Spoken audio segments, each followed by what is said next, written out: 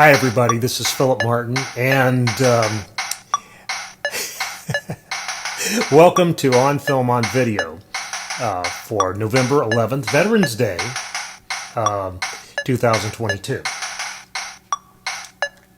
I was at the God Gave 'Em Drum Machines screening last Sunday night at the Arkansas Cinema Society's Filmland, and I'm inspired. Anyway, we'll talk about that, but first I want to show you this. Audiences have embraced Wakanda and Black Panther. And Chadwick, he knew exactly what this story, what these images meant to the world. We all suffered an incredible loss when we lost Chadwick. Chad was very much our artistic partner. I would spend time with him, just he and I, talking about where we would want to see the story go, how much he admired the other characters and the actors that portrayed them. In the telling of this story, we were all able to honor him together. It was really moving to come back to Wakanda and for us to be able to do it with a sense of celebration. There's so much that's happening in this movie. It's amazing. So many new characters to explore. Just seeing the world of Wakanda again, and then now we're going to this whole new world underwater. My enemies call me Namor. Introducing Namor, who was a character we were really excited to portray in the film, arguably one of the oldest comic book characters that there is. The opportunity to play a character like this, it's a dream. He's the king of an underwater civilization called Talokan. He is regarded as a living god. I need to know if Wakanda is an ally or an enemy. The level of care creating this story, it is astounding. And so it just really felt like for all of us to give it everything we have and more. I'm just so grateful and blessed to be a part of this. The actors were filled with emotion and passion. I am queen of the most powerful nation, and my entire family is gone. Altogether, we ended up using those feelings to create something really special. The action and adventure with the emotional stakes so high. Things are happening up, down, and everywhere. I'm so excited about the world being able to tap into Wakanda again. How each character takes on new challenges. And I'm excited about us honoring Chad. Yeah, he would want us to just inspire the world.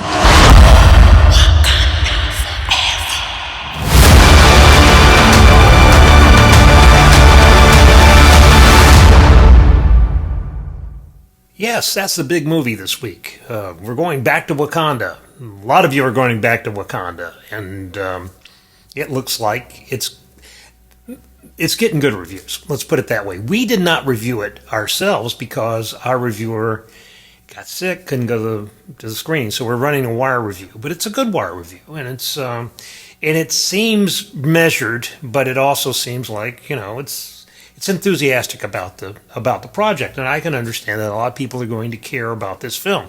I'm in the very, very small minority of people who really didn't, get into Black Panther that much. I mean, I think it's fine, but I also think it's a superhero movie, and I also think that superhero movies have these, sort of obligatory arcs that, just don't do it for me. But that's all right. I mean, it's like, okay, you got it, and you got your little featurette, and, we've got Wakanda. It's great. This is the big news in movies this week, so we're going to have to, recognize that. I remember about 10 or 12 years ago, I had a conversation with a fellow movie critic, and he thought we did a great job with the section. The only problem he had was that we did default to the putative blockbuster of the week. We always had that as our lead story. And the answer to that is we do that because we are a general interest newspaper. We are not a magazine for a cinema society. If we were, we would cover it a little bit differently. But we are a general interest, daily newspaper. So we take notice of these things, and we take notice of these things and tell you the truth about them, or at least the truth as we see them. We, kind of do the without fear or favor thing on this. Which leads me to the Cinema Society that just got through with its event Filmwork. And I have to say that I was very pleased with the lineup this year. I thought they did a really good job of programming it. There's only a few handful of movies that they select. It's not like a film festival. We've told you that before. We've talked about that. It's like there's one film, you can go see it or not. And then they have workshops, and they have Q&As, and they have lots of other things. And it funds some year-round good works that they do. So I understand everything about it. I understand the ticket prices. I understand why it's so sponsor-centric. I understand everything about it. I don't have any problem with Filmland. In fact, this year I did the Q&A for the final night's film. God said, give them drum machines, which is a fascinating film for a particular audience. Not everybody is going to be interested in this. As I said in my column, and I said on stage Sunday night, I've been a music writer since the 70s. That's really what I started doing. It was my first gig, was writing about music for regional and national magazines. I was a teenager. I was like Cameron Crowe doing that, because there were a bunch of us doing that. I mean, I couldn't have told you this history of techno. I had a vague idea about it. I would have been very confident in telling you what I thought techno was before seeing this movie. And I would have talked about how it evolved from the kraut rock progressive music scene in Europe in the early 70s, late 60s, and would have talked about Kraftwerk and Giorgio Moroder and his work with Blondie and some of the Japanese stuff that went into it. And I would have totally missed this whole chapter about Detroit, where really what we know as techno really was born. And it's a very fascinating. Christian Hill, the director, and Jennifer Washington, who was the producer, were on stage with me Sunday night, and we talked really a lot about a lot of things, like sort of like how black culture tends to be assimilated by the larger culture world, and how the popular music of the world really, which is rhythm and blues based, came from like the Mississippi Delta, and it set the world on fire. And you have progenitors like Ike Turner and Elvis Presley carrying this seed around the world. And I didn't know anything about these guys. I mean, I've heard some techno. I've heard some, but it was a big blind spot for me. And it was fascinating to sit there and hear these stories about these guys. Now, it's a very Detroit-centric film. And it's very much a Detroit advocacy film.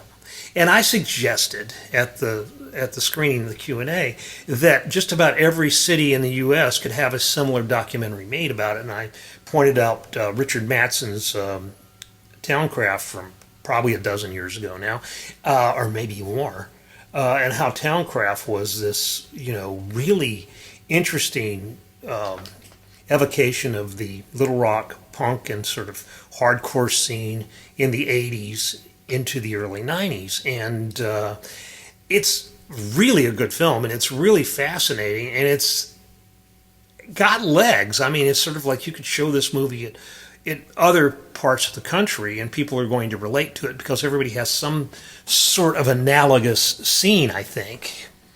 And as I've said before, Towncraft did something that, like the local newspaper really can't do, because, the newspaper can't be hip. It's just, there's just no way that you can do that. You can't be on the cutting edge because you're covering things like Wakanda.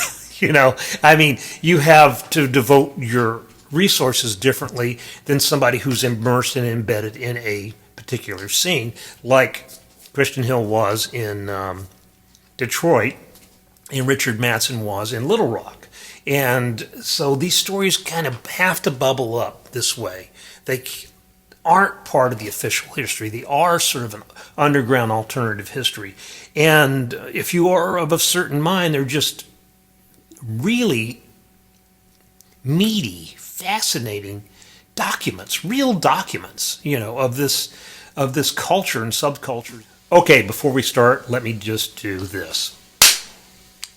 Pretty much on. Pretty much. Okay, I'm worried about the sound getting out of sync. That's why we took it across the hall last week and shot it on the iPad, which wasn't as good a quality, probably just because I shot it with a forward-facing camera rather than turning the iPad around, because I wanted to monitor myself. So, don't have a lot of technical savvy, don't have a whole lot of equipment around here for shooting video, so bear with us. We are going to move this downtown, and it's going to be better, and everybody will like it more.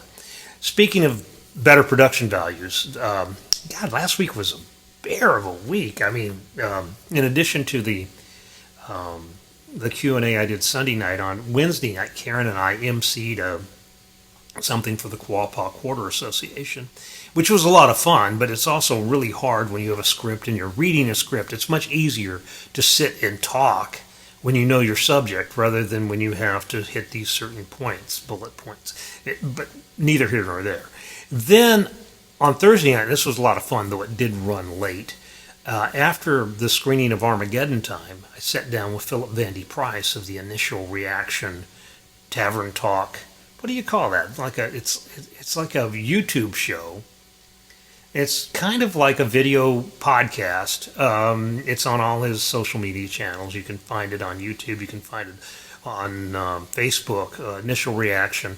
And it's a great little show because what he does is that he immediately after a screening or a showing of a movie, he will sit down with a guest and they will talk about what they've just seen.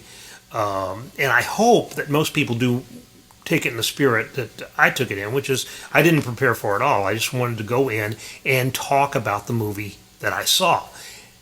We did kind of a hybrid show because we also talked about two movies we'd seen earlier, the Banshees of Inisherin, which I've talked to death on this program. I just think it's probably my favorite film of the year. It's like the funniest and the saddest film I've seen.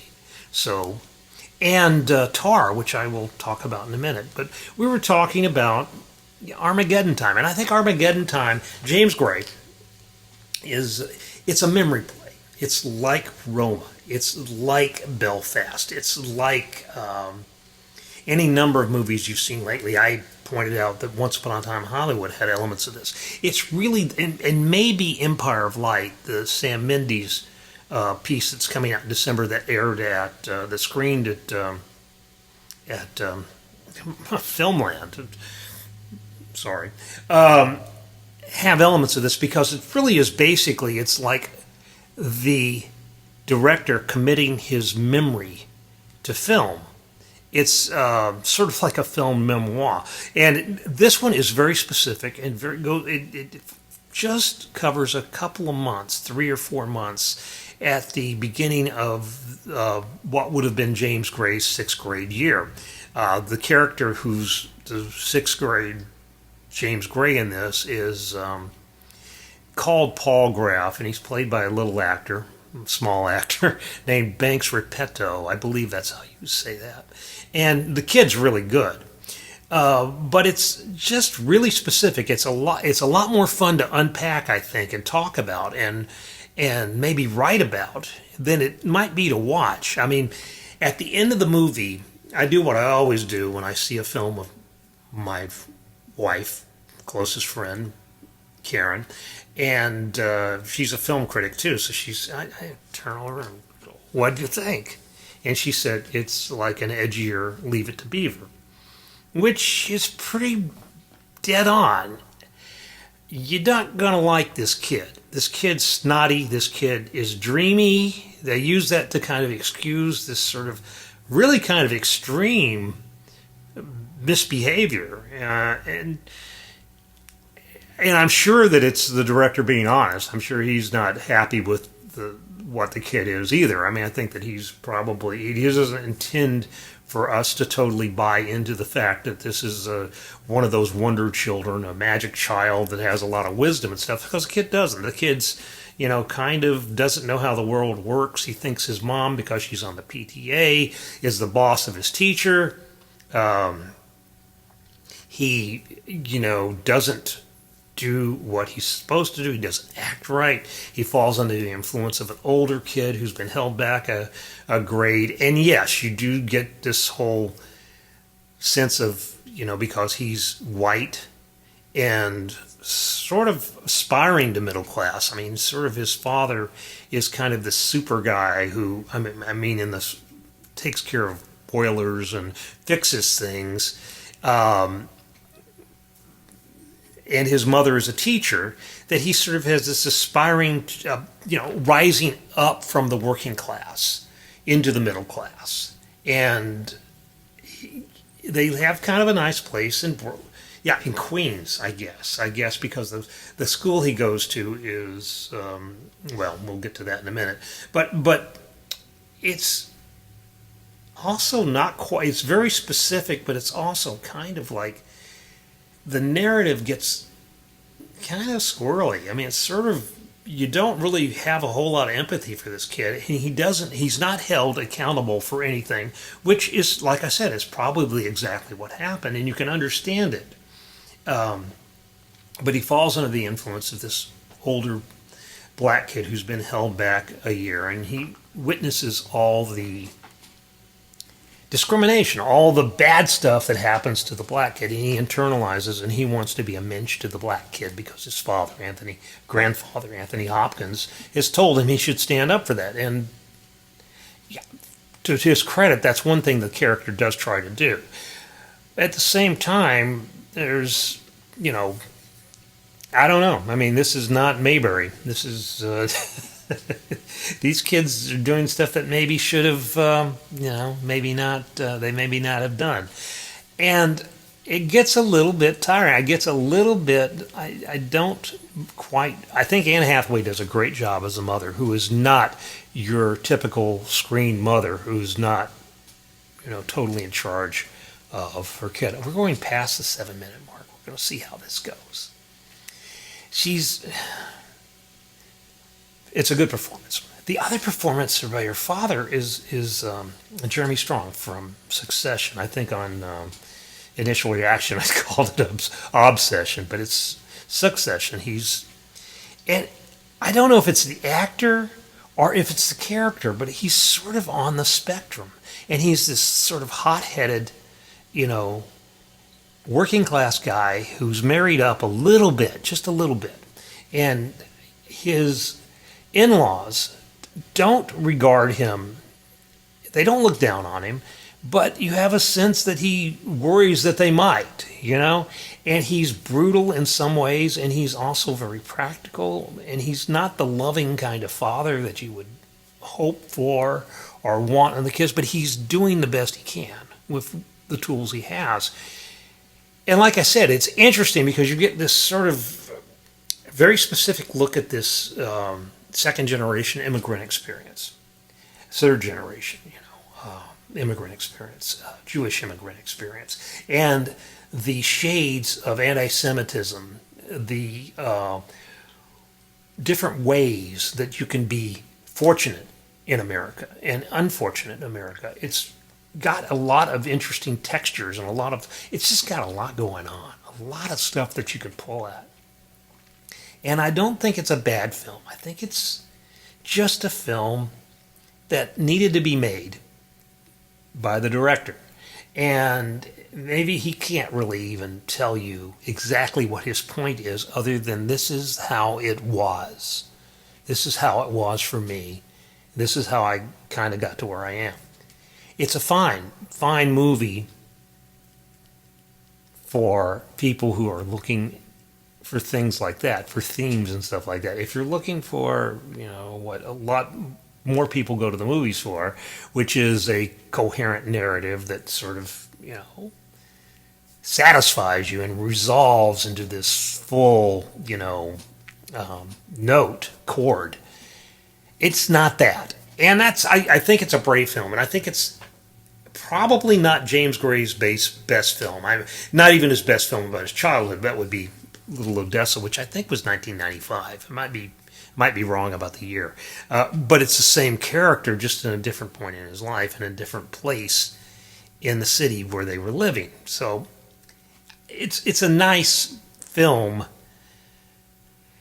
but it's not a powerful film, and it's not a memorable film, and it's not a film that's going to hit you the way, say, Roma did, or say, I think it's a lot like Belfast, really. I think that Belfast, I had sort of the same feelings that, it's nice, it's, I can understand it, but The other film that we talked about, that I haven't talked about, this is Tar, which is just amazing in some ways. The way it gets you into this character, because it's a character study, and it doesn't really have a whole lot of narrative impulse to it, impetus to it. You get this, you figure out this story. It's almost like a puzzle box, and you're given clues here and there. And at first, you really buy into this Lydia Tarr character, with Cate Blanchett, as a powerful, very talented symphony conductor, the Berlin Philharmonic, and she's got all these projects she's doing. She's a composer. She's just written a memoir. She's got all this stuff going on. It's almost risible. The opening scene with Adam Gopnik of the New Yorker is interviewing her, and he goes on and on and on and on as he's introducing her, all her accolades and all this, and that's on purpose.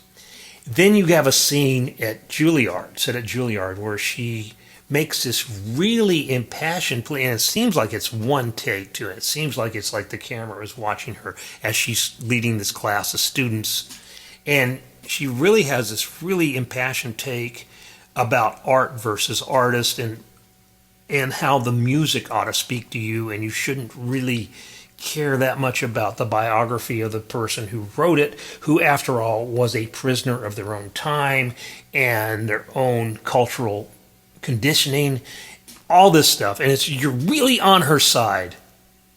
It really puts you on her side almost entirely. I think you could probably disagree with her if you are someone who subscribed to some radical ideas about gender and identity politics and stuff like that, like the student that she's getting on. But you really are going, yes, that's exactly how I feel. And then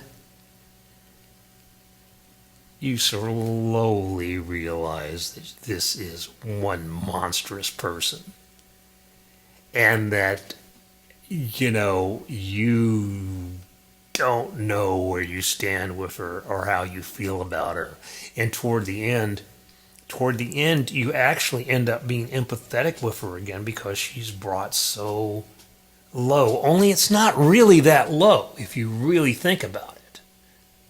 And it's just a fascinating study of this dynamic, this power dynamic, but it's also sort of gender twisted a little bit, and it's sort of like at the end you go, yeah, that's Harvey Weinstein.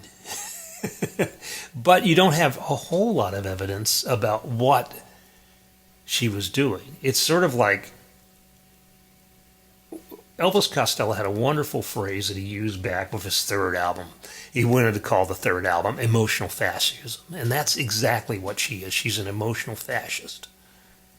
And it's a fascinating film. Todd Field, the actor who turned director, who hasn't done a movie since 2006, as Little Children. It's a really brilliant film.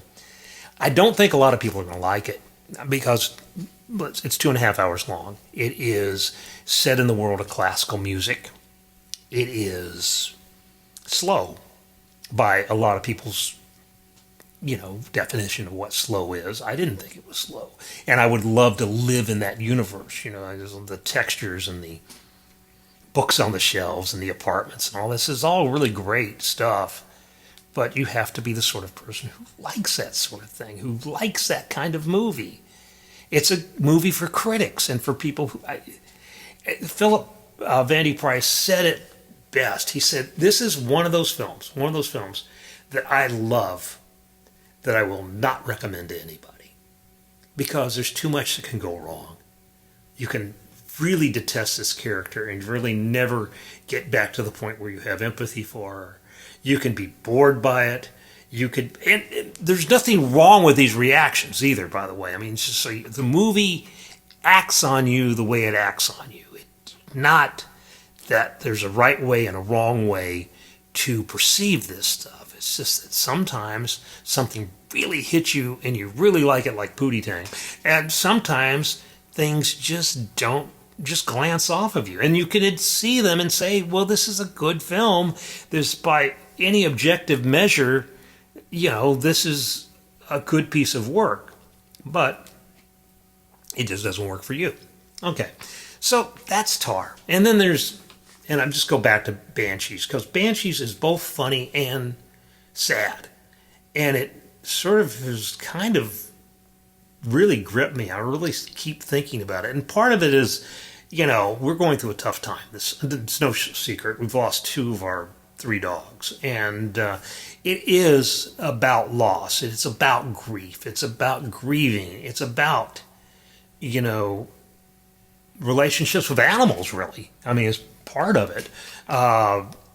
And Brendan Gleeson and Colin Farrell are just so good in this. And it's just so well written, and Carrie Condon's so good in it. It's very.